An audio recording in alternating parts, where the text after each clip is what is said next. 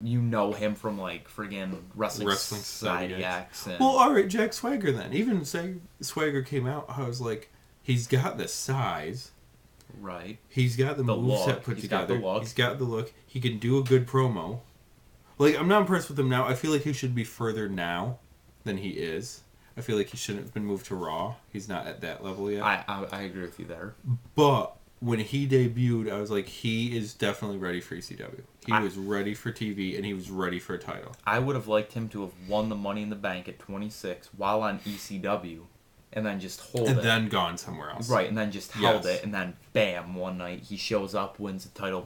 Who do you wrestle? Did you have a match with Triple H when they were both champs? No, it was John Cena. John Cena. Much better than he should have done. Much better. Held his own very well. It was an enjoyable It match. depends the talent you're going against as well. You're not going to get a Matt Classic out of Jack Swagger and friggin' JTG. Yeah. I mean... Well, who's he been... He's wrestling... Well, he's got his MVP feud starting, which hopefully will be good. I think it'll be good. His MVP is freaking good. MVP should have been... Alright, let's go with that. So we got SmackDown, okay? Yeah, it's been Punk and Hardy feuding for a while. But that's because Edge getting injured. Nothing you could do there. You can immediately put Jericho in the title hunt. I would love to Because he's technically see still Taker. SmackDown. Punk Taker. Taker will be coming back soon. John Morrison is obviously being groomed to be bumped up soon. Rey Mysterio can be thrown in there instantly. Raw is H, Cena, Orton. Has been for half a year. That's all it ever will be, too, until, like, one of them move. Because can you see any of them outside of the title picture? No. You get Triple H kind of outside of it with Legacy feuding with DiBiase and Rhodes. But you need more. You need someone else. You need to push. You're not going to... Mark Henry's not going to get that world title push that he would on SmackDown, as opposed to being on Raw, where he doesn't get that world title push. Same thing could be said with, Finlay. Finlay's a good example. Back in 2005, when SmackDown was down the shitter, they had Finlay up there with Lashley and Booker. Oh, yeah, when you had, like, Kensuke Sasaki and Rene Dupree as your tag champs. Right. Ugh. Yeah, but, I mean, it's interesting in my mind because you get to see lower-level guys get a chance. So Raw needs to bump someone up, though. Like, Mark Henry, I really thought would have been in title picture by now after beating Randy Orton his first night. Nothing happened yet. MVP should be... I'd say wait with him a little bit longer. He's a face, hasn't gotten insane reactions yet. Give him a little bit longer. True. I mean, he's good enough, though. What show is Show technically on? Big Show? Raw. Yeah. Is it technically Raw? Alright, he should be thrown into it, but I understand let's build to the Shaq match, and he's going to... See, Show doesn't do anything for me. 9 years ago, 10 years ago, 15 years ago, back when he was a Giant was when he was good. Now you got him, going out there as this bumbly old guy that... Fat Just Incredible with a Singapore cane. I mean, really. Show alright, when Ric Flair came out, during his Hall of Fame induction ceremony and said Big Show's the best big man I've ever seen. Ever. I was like, alright, let's think here of other big men. What do you classify as a big man? Give me your definition of big man. Big man could be tons of people. If you want to say best big man I've ever seen who can do stuff like Lance Hoyt. No. Are you kidding me? Flying moonsaults from, how tall is he? 6'10"? But he couldn't... Alright, and Lance Hoyt is underdevelopmental with WWE right now. Right.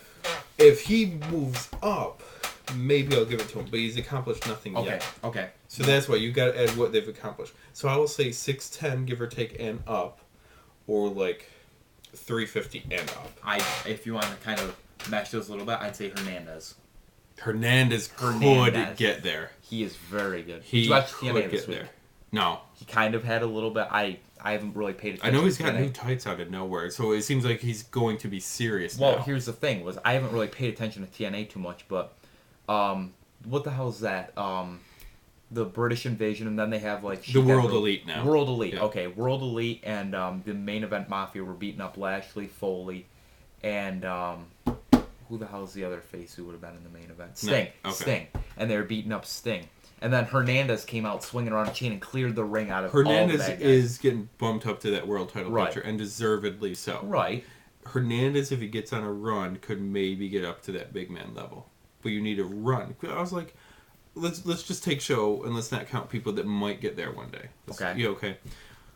Andre is your main big man, your star. 15 years he was never pinned or beaten, and he's never lost Battle Royal, and blah blah blah, all that stuff. But then it's like, yeah, and he never had any titles either. Not that that's necessary, but you're like, why did he never really have a title? Not interesting. He doesn't. Well, I mean, he could. Because then you got to decide who's gonna beat him. Yeah, the problem. that is true. Throwing a belt on him. Hogan would eventually. Yeah, Taker has got to be, which I'm surprised. Like, I don't know what Flair was going for, but I was like, yeah, Big Show has had a good career. Numerous world titles. He had IC title at one point, right? He had hardcore too. He had a hardcore at one point. Like, he's had so many freaking titles. Like, he's almost always had a belt. Right. And then he's willing to do stuff. Aki Bono, Floyd Mayweather, Shaq apparently coming up. Floyd Mayweather, great. He freaking fell off of the arena in a monster truck and lived to tell the tale. What do you expect? It's the Big Show. Actually, it was the Giant back then. It was the Giant back then, and then it was the Big Nasty Paul White. The Big Nasty Paul White. Which was a horrible name. I know. You talk about big men all you want. Shockmaster's right up there, too. I mean, come on. Seriously. Who makes a debut like that? Someone posted a shoot interview with him on YouTube, and apparently they didn't, boards were going along the bottom and, around his knees and all, and they're like, just run for it as hard as you can. You'll break through that board. Went right over it. Trying to recreate the Shockmaster. Yeah, and people are guessing, what's being said in the background. Apparently Sid says, what the fuck was that? Sid.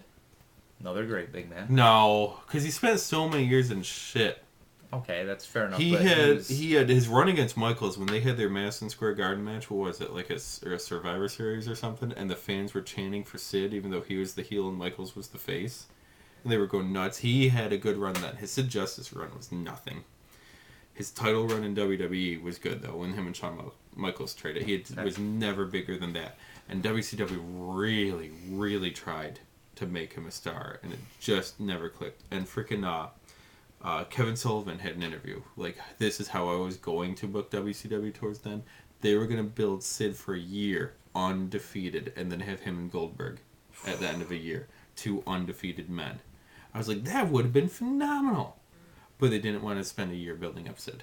They don't. Well, the only thing that they spent a year on was the Sting and Hogan. Really? Which was awful. Here's my big problem with Sting Hogan. So, all right, well, one, Nick Patrick or Sting or whoever botching the 3 count. Right. Patrick 1, 2. Yeah, it was a fast count. No, right. No, it wasn't. Whoever botched it, that ruined a lot of it right there.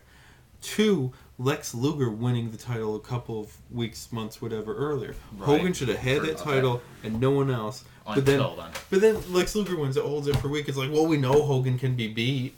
One of you had it now. Now Sting's that's a good point. Title win is diminished. It should have been Hogan, was the unstoppable force. Not he himself, but because of all of his backup. And no one could beat him. Then Sting is our savior. Right. Oh, but yeah, Lex did it.